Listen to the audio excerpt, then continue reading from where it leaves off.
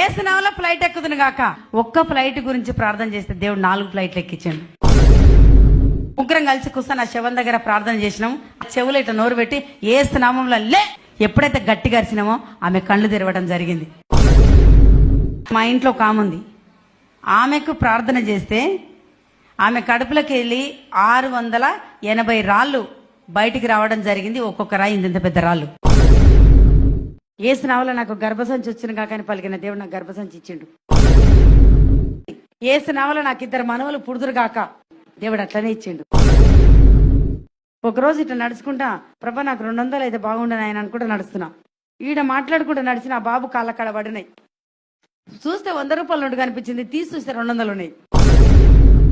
నా ఏటీఎంలో 270 రూపాయలు మాత్రం ఉన్నాయి.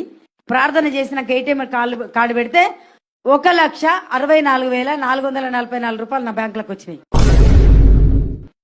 ఏసునామములో పరలోక బంగారంలో నుంచి 1 తులం గొలుసు రోడ్డు మీద పడను గాక. 4 గంటలకు అడిగిన 7 గంటలకు ఉప్పల రింగ్ రోడ్డు కడ దొరికింది నాకు. దబకన గ్యాస్ అయిపోయింది అనుకున్నాం.